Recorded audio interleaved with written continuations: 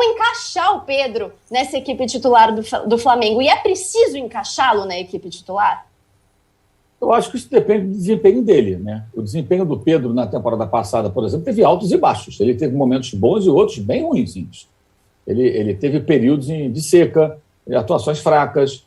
Teve uma fase que ele parecia meio aborrecidinho porque não foi lá para a Olimpíada, o Flamengo não liberou e fez muito bem no liberar, porque não era obrigado a liberar. E ele custou muito dinheiro para o Flamengo ficar alimentando a CBF com seus 500 times, 500 seleções e faturando horrores, né? Como a CBF fatura.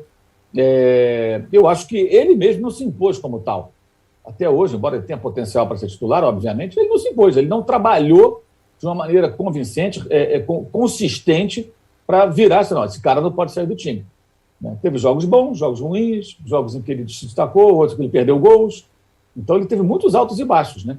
Acho que se confunde um pouco o potencial do atleta com o real desempenho dele. E também tem um fato muito concreto aí.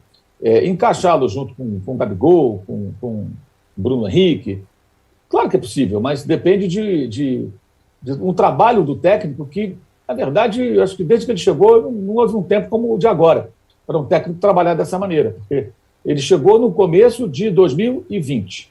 Aí o Jesus foi embora, ele estava emprestado. Aí o Flamengo contratou em definitivo na temporada seguinte. O Flamengo teve o Rogério Ceni, antes teve o Domi. Aí o Ceni, não houve uma pré-temporada de verdade na temporada passada, porque emendou a 2020 na 2021, teve ali um período de alguns dias para treinar, mas não foi como agora, né, que o período mais longo, as coisas feitas com mais calma.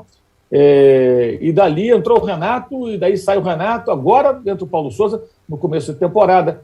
Até o Flamengo estrear, ele terá perto de um mês aí trabalhando com os jogadores, né?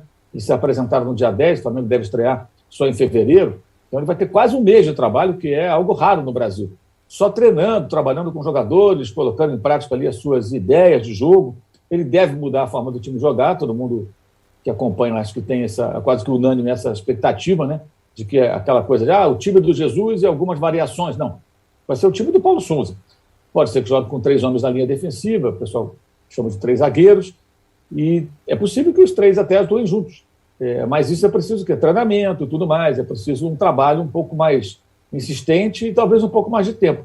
E também de esforço dos jogadores e do desempenho do Pedro. Né? O Pedro, até hoje, no Flamengo, mesmo quando ele entrou em jogos e tudo, ele não conseguiu ser um cara tão decisivo em jogos grandes, como, por exemplo, o Gabigol já foi, em Libertadores, em Brasileiro. Se lembrar o Brasileiro de 2020, o Gabigol fez gol em quase todos os jogos na reta final. O Flamengo ganhou 7 jogos nos últimos 10, perdeu 2, empatou 1, foi campeão brasileiro. O Gabigol fez gol em quase todos os jogos, gols e assistência. Então, quando a corda apertou, todo jogo tinha gol, o passe do Gabigol. Vitória, outra vitória, outra vitória. O time foi marchando até ganhar o campeonato. O Pedro ainda não conseguiu ter uma sequência, é verdade, mas quando no time, eu acho que ele ainda tem muitos altos e baixos. Talvez até pelo fato, talvez não, com toda certeza, dessas muitas mudanças de técnico, de forma de jogar, que também dificultam bastante. Eu acredito que com o Paulo Souza ele tenha mais oportunidades.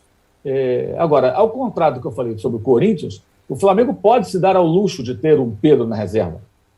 Porque o Flamengo trabalhou por isso. O Flamengo já comeu o pão que já amassou, já tomou já o remédio amargo de ter times fracos, pagando dívida, batalhando para aumentar suas receitas, até encontrar uma estabilidade financeira que permite a ele ter um jogador como o Pedro sem ser titular. Como acontece, mal comparando, com grandes clubes da Europa, que tem grandes jogadores que não são titulares, porque você tem que ter elenco. Então você vai ver também em alguns times europeus, como é que esse fulano de tal, como é que o Cavani é reserva do Manchester United? Porque eles têm um Cristiano Ronaldo.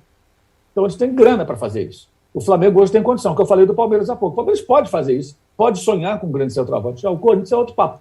Por quê? Porque você tem que trabalhar por isso.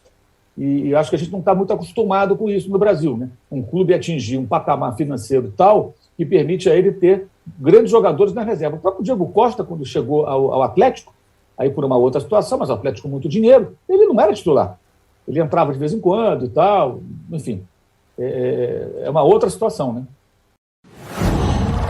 Qual?